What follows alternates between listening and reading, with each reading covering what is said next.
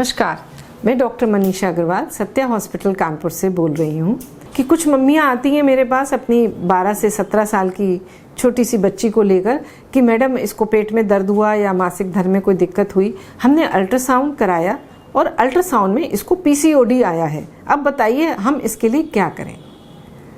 तो मैं ऐसी माताओं को ये समझाना चाहती हूँ कि 12 से 17 साल की उम्र में पीसीओडी केवल अल्ट्रासाउंड पे डायग्नोसिस सही डायग्नोसिस नहीं है। यह बच्चों के विकास होने की प्रक्रिया है और वो जो छोटी छोटी मल्टीपल सिस्ट अल्ट्रासाउंड में दिख रही हैं वो पीसीओडी नहीं है, वो उनके ओवरी के और गर्भाशय के और हार्मोन्स के डेवलप होने की प्रक्रिया है जो कि धीरे धीरे डेवलप हो रही है।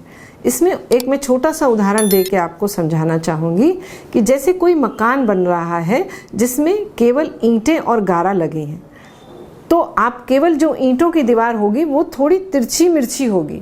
अब आप इस समय सोचें कि ये दीवार तो टेढ़ी है, ऐसा नहीं है। अभी जब उस पर प्लास्टर होगा, पेंट होगा तो वो स्मूथ हो जाएगी। ऐसे ही जब इन बच्चियों का विकास होगा, इनके हार्मोन्स का विकास होगा, इनके ऑर्गन्स का विकास होगा, तो ये जो आपको अभी इस कम उम्र में पीसीओडी जैसा लग रहा है यह नॉर्मल हो जाएगा।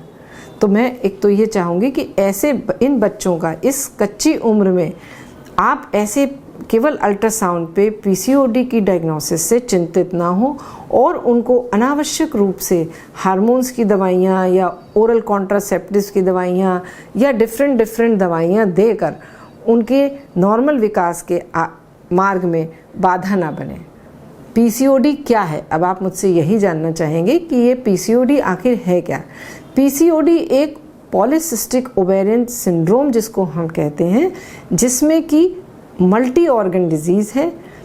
ओवरीज में, पिट्यूटरीज में, हार्ट पे, लिवर पे डायबिटीज़ की संभावनाएं बढ़ जाती। ये एक तरह से ये मल्टी ऑर्गन डिजीज़ है, एक सिंड्रोम है। लेकिन इस कच्ची उम्र में आप इस डायग्नोसिस से परेशान ना हो, उनको नॉर्मल उनका विकास होने दें, उनकी डाइट पे थोड़ा अपना कंट्रोल रखें, उनको जंक फूड और तली चिकनी भुनी हुई चीज़ों से और डब्बाबंद आइटम से बचाने की कोशिश करें। हरी सब्जियां, सलाद, हेल्दी डाइट देने की तरफ उनको प्रेरित करें। प्लस साथ ही साथ ऐसे बच्चे यूजुअली बैठे रहते हैं कि हमें करियर की तैयारी कर रहे हैं, कोचिंग कर रहे हैं, कंपटीशन की तैयारी कर रहे हैं, तो वो बैठे रहते हैं, बैठे बैठे काम करें। हमारे पास फिज़िकल एक्टिविटी करने के लिए समय नहीं है। ऐसे बहुत बच्चे मेरे पास आते हैं। तो ऐसे में मैं कहूँगी कि उनको थोड़ा फिज़िकल एक्टिविटी की कम से कम अपने 24 घंटे में अपने शरीर के स्वास्थ्य के लिए वो आधा घंटा सुबह और आधा घंटा शाम निकालें और शारीरिक प्रक्रियाएं ज़रूर करें।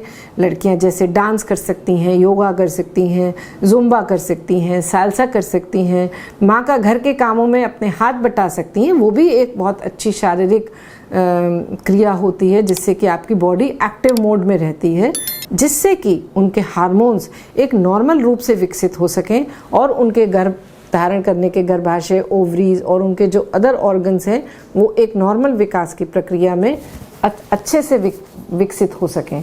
तो इस समय अन्यथा पीसीओडी की फालतू की डायग्नोसिस लेकर आप परेशान ना हों और बच्चों को अननेसेसरी हार्मोनल दवाइयाँ देने से बचें।